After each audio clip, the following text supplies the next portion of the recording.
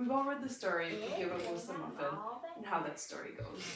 If you give a moose a muffin, he'll want some jam to go with it, and so on.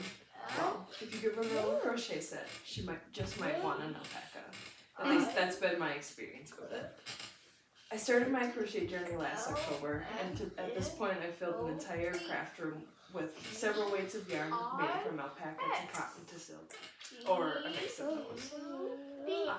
My name is Shiloh and I love to crochet and collect yarn.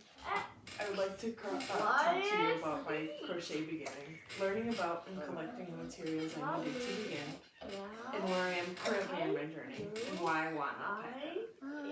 Now, when I thought about starting my crochet journey, I was 8 months pregnant with my youngest child at 3, so as far as free time I had, there's little to none. But I've always had a creative side of me, and I especially love to be able to create with my hands.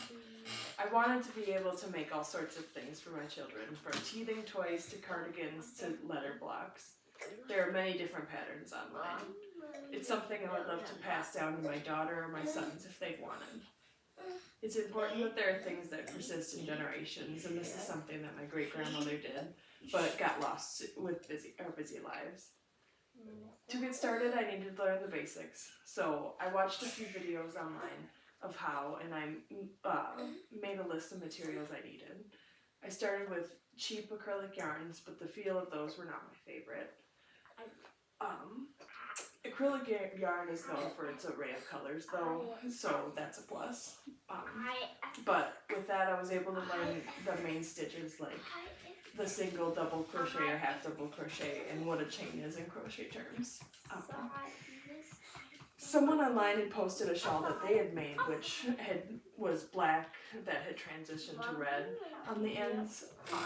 So I told myself I could make that, so I found the pattern, a free pattern online that she used for it on the hobby website, and which is spelled HOBBII. I ordered the same black to red yarn ball, which is called a skein, that she got, and then this Halloween cotton cake ball that transitioned from yellow to purple to black. Actually, one of the pictures is the one I gave Megan. But both the balls were the same yarn weight, so I was able to use them both for the pattern. And the whole pattern is an easy repetition of a certain number of chains and double crochets, which made it really easy to work out. But while I was working on this shawl, and I wanted to make some baby shower gifts, and that's when I really started looking into and buying different types of yarn. So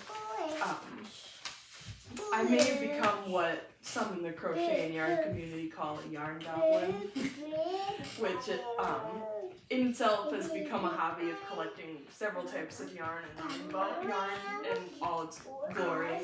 So many who crochet only end up doing certain types of crochets like shawls with a thinner type of yarn, or on the opposite end of the spectrum, like plush blankets or plush stuffed animals and stuff.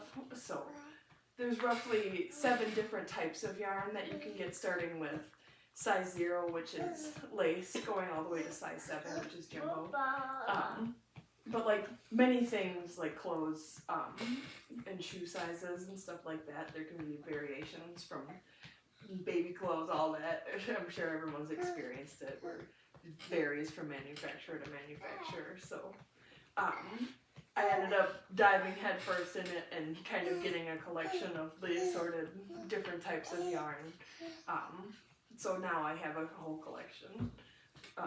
My absolute favorite right now is a baby alpaca silk blend that I've been lucky enough to get my hands on.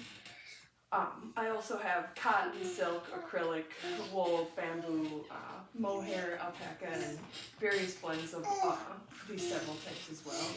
I have multiple of the cake yarns that gradually transition from color to color rather than being multicolored balls. And I don't even think that's all the different kinds that I have. I've kind of lost count of how many skeins I have at this point. So my fiance jokingly said, if you're going to spend so much on yarn, we should consider getting an alpaca so you can spin your own. Well, this got me thinking if we could keep an alpaca, because we plan on getting our hobby farm fixed up for chickens this spring and summer. From the research I've done, they would help protect the chickens.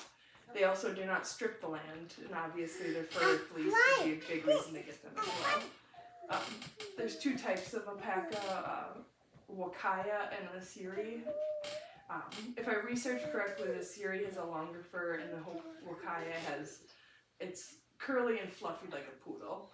And so, just stuff to think about, you know. There's a lot more, I know, research that goes into having a pet like that. But I love crochet and collecting yarn.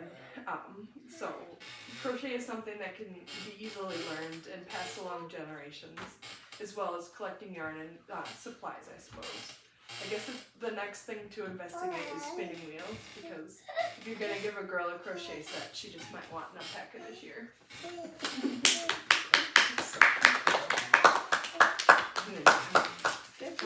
One of my yarn corners. That was interesting. The shawl that I was working on. I'm very interested.